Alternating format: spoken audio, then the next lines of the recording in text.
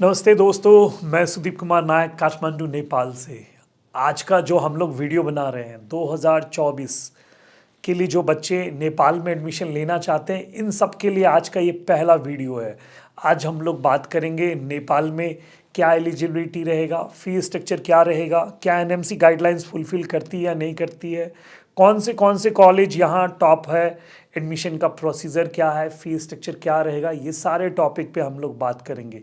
इससे पहले मैं आपको बताना चाहता हूँ कि हम लोग कौन हैं, हम लोग के द्वारा एडमिशन लेने से आपको क्या बेनिफिट है और कैसे आपको एडमिशन के बाद में क्या गाइडलाइंस, आपको क्या, आपके बच्चे को क्या सपोर्ट मिल पाएगा।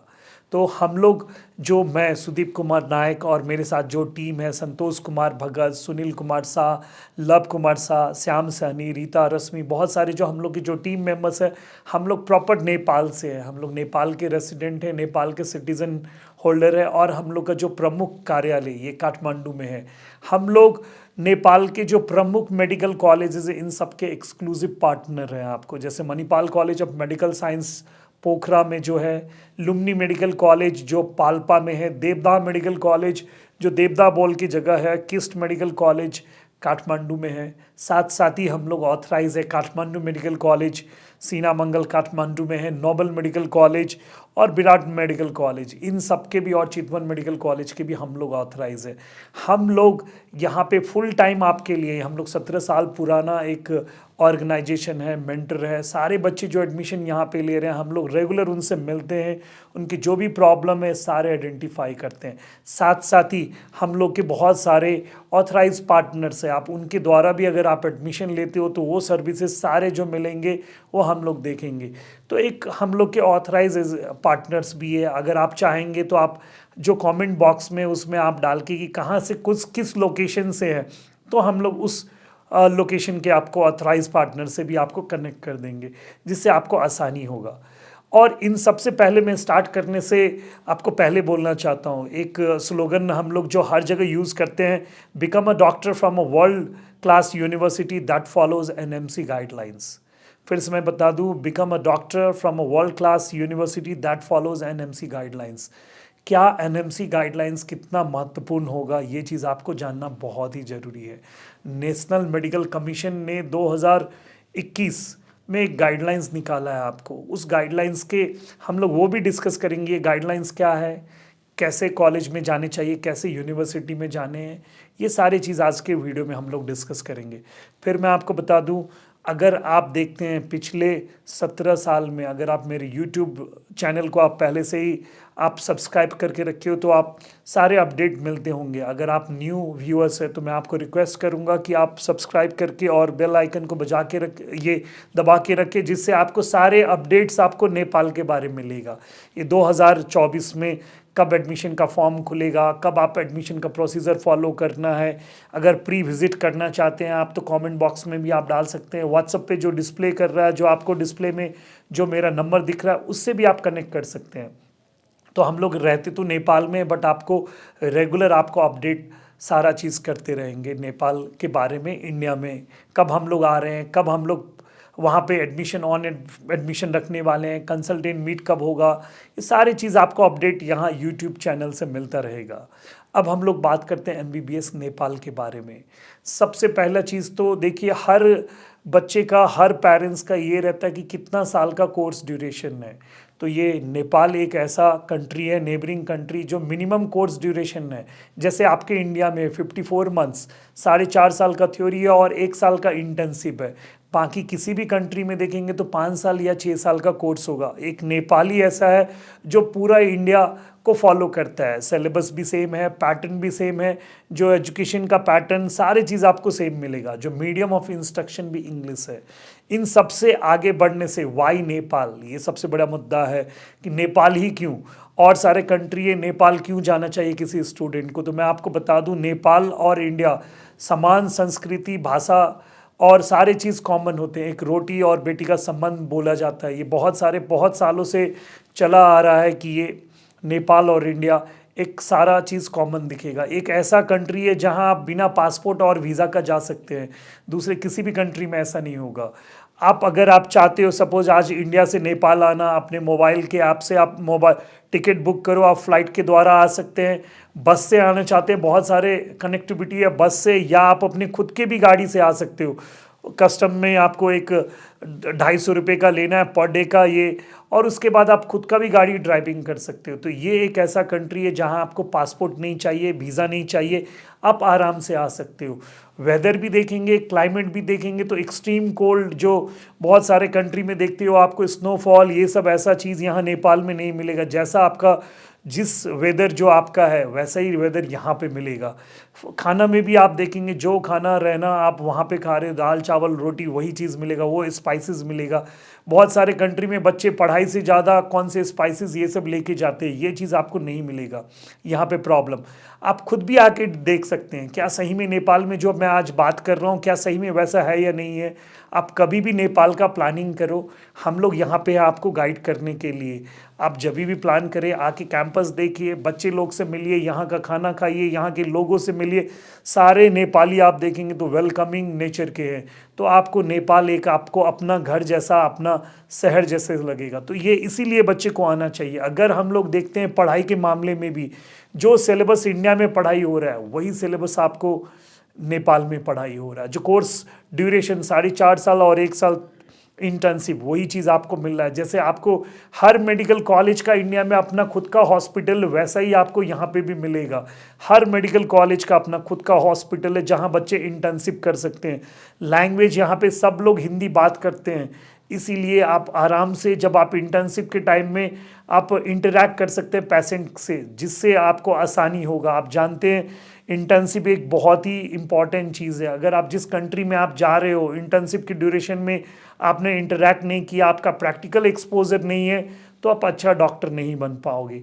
आज बोलते हैं जो हॉस्पिटल से नहीं डॉक्टर से डर लगता है। ये रीज़न क्या है, कहाँ से आप पढ़ के आए हो, क्या पढ़ के आए, ये बहुत इंपॉर्टेंट है। इसीलिए नेपाल आप खुद भी आके देख सकते हैं कैसा कॉलेज का पेशेंट फ्लो है, कैसा पढ़ाई का माहौल है, रहने का वातावरण क्या है। ये सब चीज़ के लिए आपको नेपाल आना चाहिए। किसी भी मेडिसिन शॉप में आप जाइए, जो मेडिसिन आप इंडिया में परचेज कर रहे हो वही ट्रेड नेम का मेडिसिन आपको मिलेगा यहाँ पे। ये भी एक अच्छा इंपॉर्टेंट पॉइंट है। बहुत सारे कंट्री में बच्चे जा रहे हैं, वहाँ पढ़ के आने के बाद मेडिकल डिक्शनरी निकालते हैं, वहाँ पे क्या पढ़ के आया, इंडिया में क्या बात कर रहे हैं। तो ये सारी चीज़ आपको दिक्कत नहीं आएगा नेपाल आने के बाद। तो ये सारी चीज़ की वजह से नेपाल एक अच्छा डेस्टिनेशन हो सकता है मेडिकल एजुकेशन के लिए, और पिछले कुछ साल में दिख भी रहा है। अब अगर आपको पिछले साल में बता दूं तो टोटल जो नेपाल में 562 सीट है, उससे ज़्यादा बच्चे आते काउंसलिंग के लिए, एडमिशन के लिए। तो वो एक दिख रहा है, जो ग्रोथ जो दिख रहा है, पहले 150, 200, फिर 300, 400, 500 और टोटल सीट आज के डेट में फुलफिल हो रहे हैं। तो ये सारे पॉपुलैरिटी इन सब के वजह से ही हो रहे हैं। आगे बढ़ने से पहले मैं बात करना चाहूँगा national medical commission guidelines, NMC guidelines. बहुत सारे स्टूडेंट एडमिशन तो ले रहे हैं बट उनको ये नहीं मालूम है कि एनएमसी गाइडलाइंस क्या है। क्या पढ़ के आने के बाद इंडिया में लाइसेंस का एग्ज़ाम देना होगा या नहीं देना होगा, अगर लाइसेंस कैसे बच्चे एग्ज़ाम दे सकते हैं, ये बहुत ही इम्पॉर्टेंट है। जैसे आप 12 में एडमिशन लेने के लिए 10 पास होना या जो भी रिक्वायरमेंट आपका है उस हिसाब से, आपके स्टेट के हिसाब से, उसी तरह कल अगर आप प्रैक्टिस करना चाहते हो तो एनएमसी गाइडलाइंस आपको फॉलो करना होगा। और एनएमसी गाइडलाइंस आप अच्छे से फॉलो करो। आपको देखना है कौन से कंट्री, कौन से मेडिकल यूनिवर्सिटी और कौन से वहाँ के कंसर्न बॉडी ने अपने वेबसाइट पे डिस्प्ले करके रखा है, या ऐसा कोई डॉक्यूमेंट है निकाल के जहाँ वो फुलफिल कर रहा है, वो आपको देखना है। तो नेशनल मेडिकल कमीशन का guidelines number 1, 54 months minimum course होना चाहिए और 1 साल इंटर्नशिप होना चाहिए। क्या आपको देखना है जिस कंट्री में जा रहे हो 54 मिनिमम है या नहीं है और 1 साल इंटर्नशिप है कि नहीं, तो वो चीज़ आपको देखना है। दूसरा, इंस्ट्रक्शन ऑफ जो लैंग्वेज, जिस लैंग्वेज में पढ़ना जा रहे हैं आप, वो इंग्लिश में होना चाहिए। तीसरा, आपको देखना है खुद का हॉस्पिटल है या नहीं है। बहुत सारे कंट्री में बच्चे पढ़ने जा रहे हैं बट उनका खुद का हॉस्पिटल नहीं है, दूसरे कंट्री में इंटर्नशिप कराते हैं। कल आप कर तो लोगे बट आप इंडिया में प्रैक्टिस नहीं कर सकते हो। बहुत लोग ऐसे भी एडवाइस दे रहे हैं कि आप बाहर जाके यूएसए यूके आप सेटल हो सकते हो। अगर आप नहीं हो पाए तो आप क्या करोगे उस टाइम में? इसीलिए एनएमसी गाइडलाइंस को फॉलो करना बहुत ही इंपॉर्टेंट है।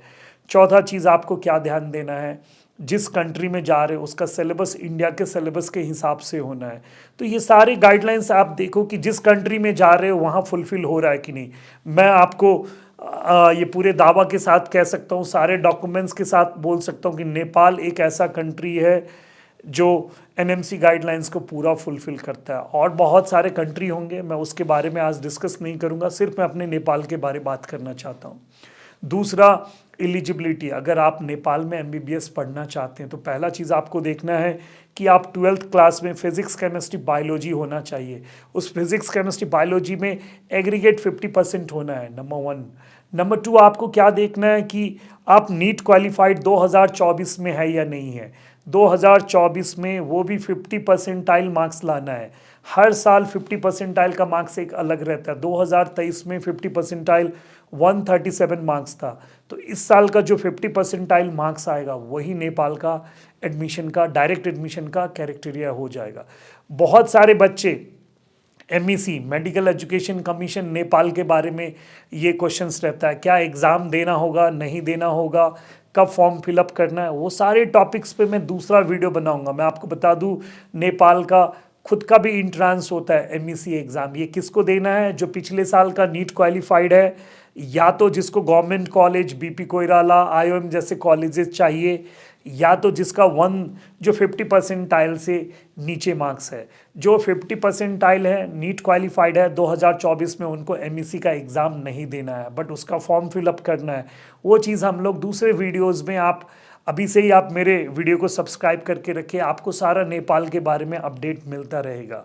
नेपाल में बहुत सारे कॉलेजेस है, प्रमुख करके यहाँ पे आप देखेंगे तो 5 यूनिवर्सिटी है, जिसमें से बीपी कोइराला ऑटोनॉमस है, Karnali academy of health science हो गया, Patan academy of health science हो गया, ये सारे ऑटोनॉमस है। उसके बाद 2 प्रमुख विश्वविद्यालय, एक है काठमांडू यूनिवर्सिटी और एक है आपको त्रिभुवन यूनिवर्सिटी। काठमांडू यूनिवर्सिटी की 10 मेडिकल कॉलेजेस है आपको, और त्रिभुवन यूनिवर्सिटी के 6 मेडिकल कॉलेजेस है। काठमांडू यूनिवर्सिटी थोड़े बच्चे लोग के बीच में ज़्यादा पॉपुलर है इंडिया में, क्योंकि आपको बहुत सारे बच्चे काठमांडू यूनिवर्सिटी में पहले ही एडमिशन लेते हैं, उसके बाद त्रिभुवन यूनिवर्सिटी में लेते हैं। काठमांडू यूनिवर्सिटी में भी यार देखेंगे तो Manipal college of medical science, ये पुराना नाम है, सबसे पहला मेडिकल कॉलेज है, प्राइवेट पोखरा बोल के शहर है, वहाँ पे है। फिर लुम्बिनी मेडिकल कॉलेज, वो भी बहुत सारे महाराष्ट्र के बच्चे देखेंगे, या दिल्ली एनसीआर, ये सब जगह के बहुत सारे स्टूडेंट आपको मिलेगा, क्योंकि एफएमजी में काफ़ी अच्छा पास रेशियो है। फिर देवदहा मेडिकल कॉलेज जो आपको गोरखपुर के बाजू में है। College of medical science Bharatpur, ये आपको चितवन बोल के शहर है, वहाँ पे है आपको। काठमांडू मेडिकल कॉलेज काठमांडू में है, किस्ट मेडिकल कॉलेज काठमांडू में। तो बहुत सारे प्रमुख कॉलेजेस है। चितवन मेडिकल कॉलेज जो चितवन में है। तो ये सारे नोबल मेडिकल कॉलेज विराटनगर में है। तो ऐसे करके बहुत सारे टॉप कॉलेजेस है जहाँ पे कोई भी इंडियन बच्चा डायरेक्ट एडमिशन ले सकते हैं। एडमिशन का प्रोसीजर बहुत ही सिंपल है। अगर आप जिस कॉलेज में एडमिशन लेना चाहते हैं, नेपाल का एक स्टैंडर्ड फी स्ट्रक्चर है $75,000। ये गवर्नमेंट ऑफ नेपाल ने फिक्स कर रखा है, गवर्नमेंट हो या प्राइवेट हो, सारे कॉलेजेस का आपका $75,000 होगा। इसमें क्या होता है, कॉलेज टू कॉलेज एक स्कॉलरशिप मिलता है। अगर अभी से आप देखते हैं, प्री बुकिंग करते हैं और कॉलेज से अगर आप निगोशिएट करते हैं तो आपको एक बेनिफिट मिलेगा। बट एडमिशन का प्रोसीजर एमईसी द्वारा ही होगा, मेडिकल एजुकेशन कमीशन द्वारा ही होगा। एक काउंसलिंग का डेट फाइनल होगा। ये सारे डिस्कशन हम लोग नेक्स्ट टॉपिक पे करेंगे। तो अगर इंडियन करेंसी में हम लोग देखते हैं तो 50 लाख से 70 लाख रुपए का आपका एक बजट बनाना पड़ेगा, जिसमें लॉजिंग, फूडिंग, ट्यूशन फी, सारा चीज़ इसमें इन्वॉल्व रहेगा। और अगर ये सारी चीज़ आपको नेपाल के बारे में, और अगर आप कोई और भी फर्दर इंफॉर्मेशन, वेबिनार या सेमिनार अटेंड करना चाहते हैं या हम लोग से डायरेक्ट मिलना चाहते हैं, तो आप जो डिस्प्ले में व्हाट्सअप नंबर है उन सब पे आप अपना इन्फॉर्मेशन छोड़ सकते हो। कमेंट बॉक्स में आप अपना डाल सकते हो। आप डायरेक्ट मेरे नंबर पे कॉल कर सकते हो, मैं आपको सारा इन्फॉर्मेशन दूंगा। तो अगर आप हम लोग को कांटेक्ट करना चाहते हैं तो आप वाइड रेंज कंसल्टेंसी WRC के जो संतोष भगत जी, सुनील जी, लव जी, इन सबको किसी को भी कांटेक्ट कर सकते हैं। और टाइम टू टाइम हम लोग इंडिया आते रहते हैं, उस टाइम में आपको प्री इन्फॉर्मेशन रहेगा। हम लोग जो अपने चैनल पार्टनर्स है, ऑथराइज पार्टनर है, उनका नंबर आपको दे देंगे, जिनसे आप उनसे भी मिल सकते हो। और भी कुछ जानकारी चाहिए आपको NMC गाइडलाइंस के बारे में, नेपाल के बारे में, और आप कोई भी नेपाल से रहेगा कोई इन्फॉर्मेशन, तो आप मेरे कमेंट बॉक्स में लिख सकते हो। Thank you.